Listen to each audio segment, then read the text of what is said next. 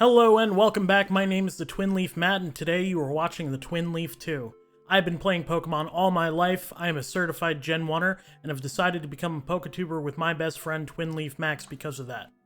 Today we are going to be doing the first video in Generation 2 of our series of videos called Which Eeveeloution is Best? How we will determine this is by playing each evolution available in a generation in each game set.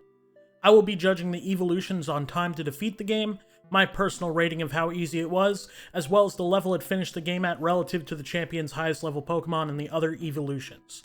This is the first evolution in Season 2, and today we will be discussing the Gen 2 Psychic evolution, Espeon. Espeon is an awesome Pokemon, and probably my favorite evolution besides Vaporeon, that debuted in Generation 2 in the Gold and Silver versions of Pokemon. It evolves from Eevee with high friendship during the day. This evolution is slightly different from the first gen, in that unlike the three first gen evolutions, it does not share that special stat of 110. That's because in Gen 2, the special attack, special defense stat was split. All evolutions have a base stat total of 525, with one stat being 130 and 110 as its secondary stat. The special split allowed Espeon to have the advantage stat of 130 special attack and 110 speed, making Espeon a viable option in many OU competitive tiers from Gen 2 to 4, and still seen being used on some competitive teams today.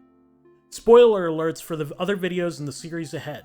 If you'd like to check out Season 1 first, you can find the link in the description. Vaporeon ended with an in-game time of 6 hours and 17 minutes at level 61 with 4 resets. Jolteon ended with an in-game time of 9 hours 47 minutes at level 65 with more than 10 resets.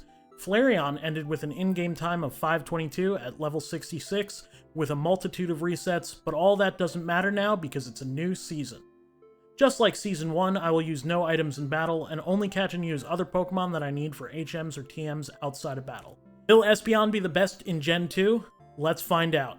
I started out by reminding Professor Oak my name, Twin Matt, and woke up in New Bark Town. It really is a new season. I then went to Professor Elm's lab where Espeon was waiting for me in the Cyndaquil spot.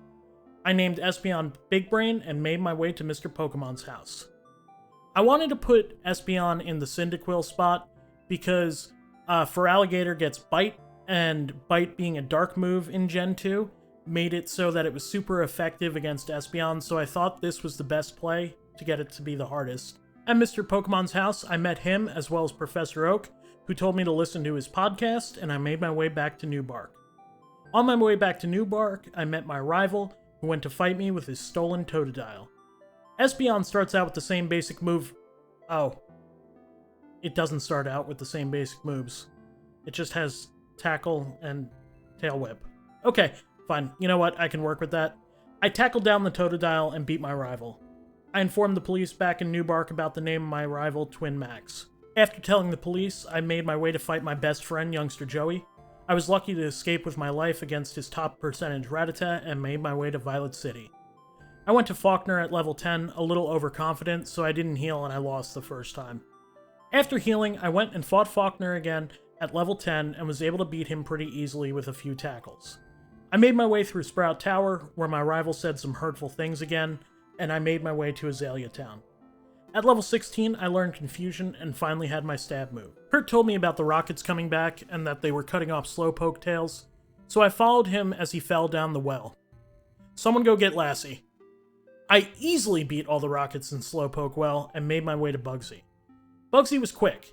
His only scary Pokemon is Scyther, but being as his only real spoopy damaging move is Fury Cutter and it takes a while to build, I easily swept his team. Now it was time for Max 2. Max's team at this point is weak to Psychic, so I took him out in 4 Confusions. 1 each for Ghastly and Zubat, and 2 for Croconaw. Now it's time for the Sabrina of Gen 2, Whitney. Whitney is not as difficult in regular games as people say, specifically in Gold. You can always get a Flaffy in Gold at this time and Paralyzed Miltank, as well as the tradable Machop and Goldenrod who has super effective moves against her. In addition, you can get a Geodude on the second route, which resists all of Whitney's attacks.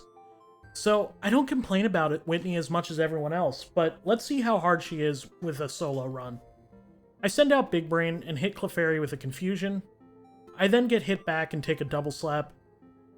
After I take the Double Slap, I knock out Clefairy with another Confusion. After Clefairy, out comes the infamous and dangerous Miltank. I hit it with a few mud slaps while it tries to roll out, just so I can get some of the accuracy drops. When it misses, it goes for Attract. I then hit it with a Confusion, where it gets confused. It then goes for Attract again, and I take it out with a crit Confusion. That's Whitney. I headed towards Morty, but first I had to go to the Burn Tower. I went to the Burn Tower, where I met Eugene, who was looking for Suicune, and moved on to fight Max for the third time. Max sent out a Haunter, which I OHKO'd with a Confusion. He then sent out his Crocodile, which I took down with 2 Confusions while eating a bite. I then took out his Magnemite with a Confusion. Out came Zubat.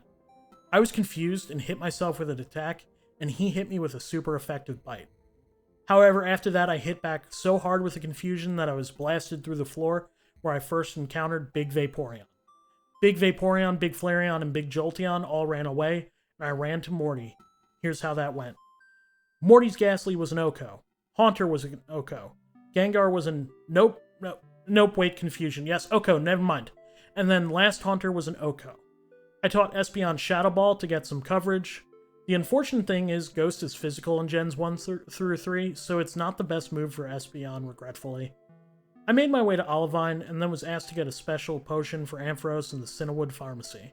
Get over to Cinnawood, get the potion, fight Eugene, who I was able to sweep without taking damage.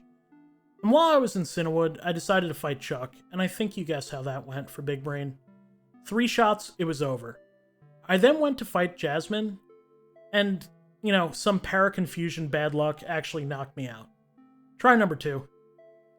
This time, I was able to avoid the para-confusion and hit the Steelix with a few Shadow Balls to knock down its special defense, and then finished it off with a few Psybeams. I then moved on to the Lake of Rage, took out the shimmering moist Onyx, and went with Lance to clear out the Rocket Base. I then went to face Price. Price sent out Seal, and it got 1 shot. Out comes Dewgong, and it was a 2-shot. Out comes Pilliswine, and because of healing, that was a 3-shot, and I beat Price. 7 badges down. I then went to the radio tower to continue to grind on some Rocket Grunts, and it was time for the 8th gym, Claire. Claire was a joke. By this point, I had gotten Psychic and was able to OHKO sweep everyone but Kingdra, but that could have been a range. After Claire, I went to go to the Elite Four, but was rudely interrupted by Max, so I decided to deliver Mind Hands. The Sneasel gave me some trouble because it was dark and I didn't have a great move, but I beat him, and the rest of the team was a joke. OHKO Golbat, OHKO Magneton, Haunter, Kadabra, and the Feraligatr. Elite Four time. First off was Will. It was an OHKO sweep with Shadow Ball. Pop the Zatus, pop the Jinx, scramble the eggs, and okay, I lied. Slowbro took a few, but I felt like it was close enough. Time for Koga. I don't know why Koga was promoted. He's a terrible gym leader in Gen 1, and he's a terrible Elite Four member. I didn't even heal. The only Pokemon who gave me trouble was Fortress because of its Steel Bug typing. Everything else was an OHKO. His team even seems to get worse from when he was a gym leader. And time for Bruno. The only remaining original from Gen 1 in the Elite Four, and we know how that goes. His team is incredibly weak to Psychic. The Elite Four is a joke. Nothing can stop me. The only thing that even gave me trouble recently was Sneasel because it was a Dark type. Oh, I forgot about Karen. Well, being unprepared for Karen went exactly how you expect it to. I lost. 7 times. And then finally decided to level up and change the moveset. Here is Karen after leveling up a few levels. Here we go. OHKO Sweep Will. JK, still not Slowbro. OHKO Sweep Koga. OHKO Sweep Bruno. Now Karen. Here's my fight with Karen at level 69. Headbutt the Umbreon a few times, but lose accuracy. Missed my first headbutt against Murkrow, and didn't quite kill it. It's a 2-shot. Take a nasty crunch from Houndoom. But then I was safe. I swept Karen's last 2 Pokemon, Vileplume and a Gengar, with a Psychic apiece. Time for Lance. Lance I wasn't scared of now at level 69. I was much higher than his Pokemon. Gyarados was an OHKO.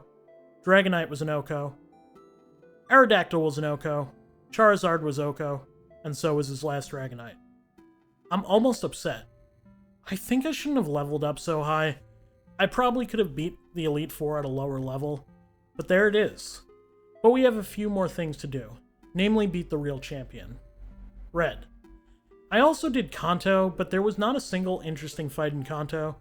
So here we go. We're going to skip right to Red. Here's that fight.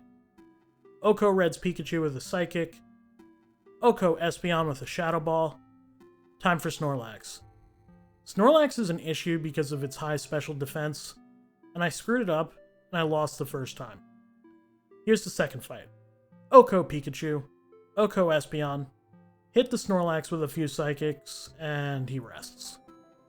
I take the opportunity to lower its accuracy, and then start delivering Psychics, but he has Snore, and so that's an issue. I lost.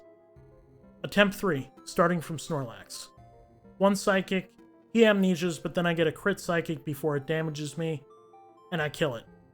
2 shots on the Charizard, 2 shot the Blastoise, and on to Venusaur. I one-shot his last Venusaur, and that's Espeon's Crystal Run. The first member of Gen 2 squad finished at 13 hours and 10 minutes with 10 deaths, and at level 81.